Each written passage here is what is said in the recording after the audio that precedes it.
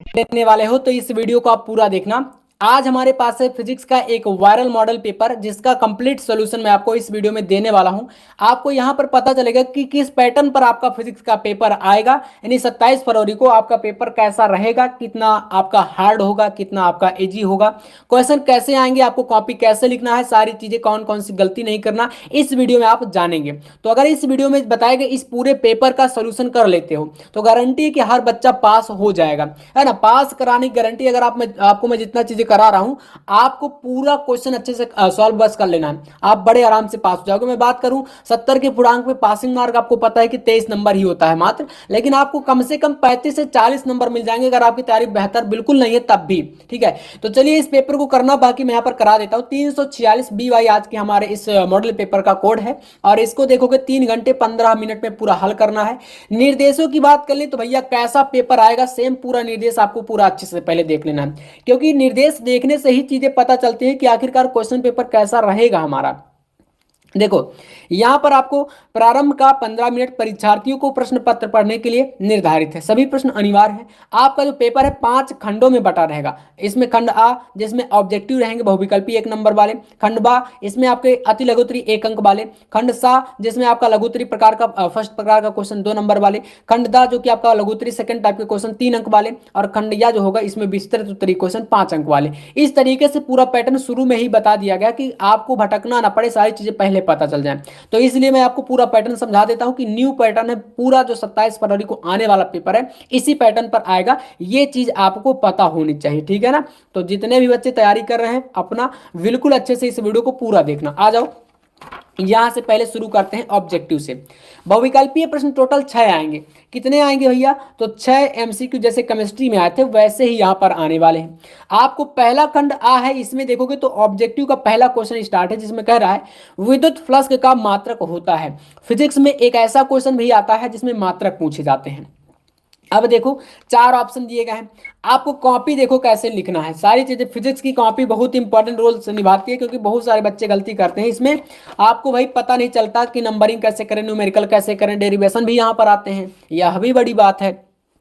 चलो विद्युत फ्लक्स का मात्रक आपको पता है, यहाँ पर आपके सामने 4 ऑप्शन है। ठीक है, वोल्ट सेकंड हो गया, वोल्ट मीटर हो गया, एम्पियर सेकंड हो गया, एम्पियर मीटर। तो इस तरीके से आपको यहाँ पर कर देना है।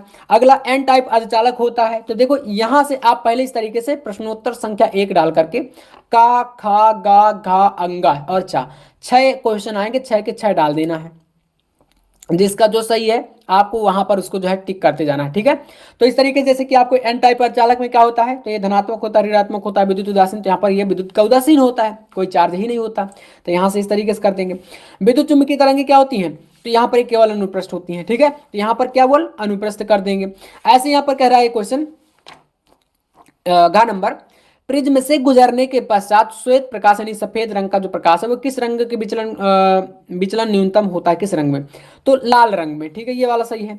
अगला देखो, हाइड्रोजन परमाणु के 2 लगातार कक्षाओं के बीच इलेक्ट्रॉनों के कोणीय संवेग का अंतर, तो ये कितना होता है, 2h/पाई हो गया, h/2 पाई हो गया, h/पाई हो गया, h पाई h/2।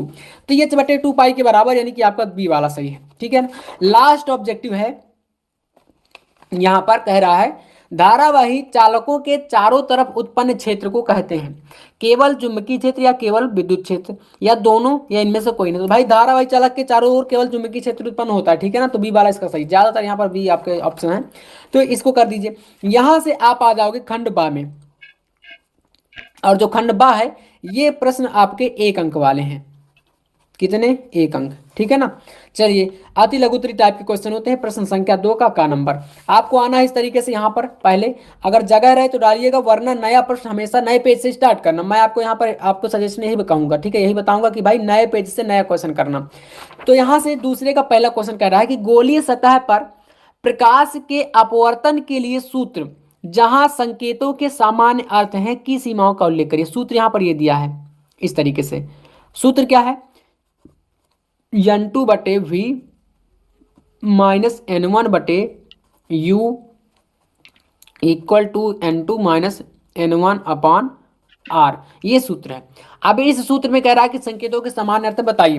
तो इसमें क्या हो जाएगा, तो यहाँ पर आपको लिखना है लेंस का द्वारा कम होना चाहिए तथा किरणें मुख्य अक्ष के समांतर अर्थात परागजल होनी चाहिए। बाद में वही सूत्र लिख देना, 1 नंबर का क्वेश्चन है, आपको इतने में 1 नंबर मिल जाएगा। नेक्स्ट क्वेश्चन यहां पर पूछा है क्वेश्चन आपसे, प्रकाश उत्सर्जक डायोड यानी जिसे एलईडी बोलते हैं, क्या बोलते हैं, एलईडी, लाइट एमिटेड डायोड, ये अग्र अभिनत में होता है। चलिए इसको देखो क्यों होता है।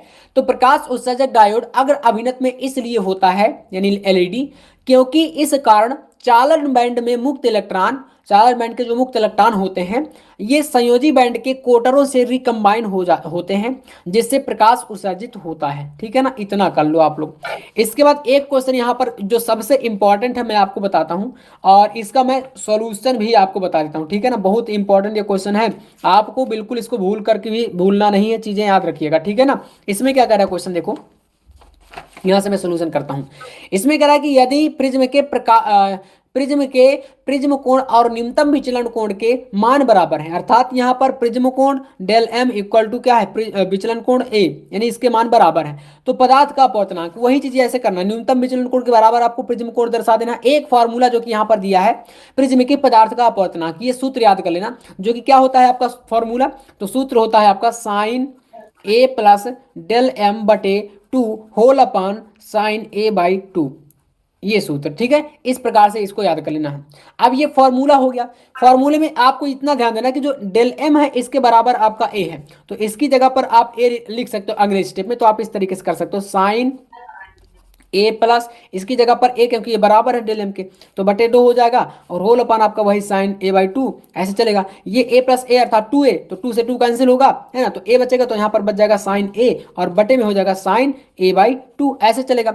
अब वही चीज जब इतना आया यहाँ पर निकल के, तो आप क्या कर दो, इसमें साइन ए का फॉर्मूला लगा दो। साइन ए बराबर क्या होता है, साइन ए बराबर होता है 2 sine A by 2 into cos A by 2, ऐसे ये चीज उठा करके आपको साइन ए की जगह पर रखना है। तो यहां से क्या बनेगा, ये sine 2 sine A by 2 into cos A by 2, और बटे में क्या है आपका साइन ए बाई 2 है, इसके बटे में ये वाला, तो ये साइन ए बाई 2 आपका पहले से 1/2 इसके बटे में, साइन ए बाई 2 से sine A by 2 cancel, 2 cos A by 2, यही इसका आंसर होगा। तो यहाँ पर इस तरीके से इसको करेंगे।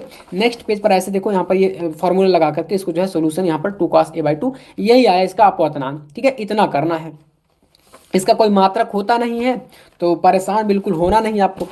यहां से आप नेक्स्ट क्वेश्चन पे आ जाते हो। इसमें क्या कह रहा है क्वेश्चन,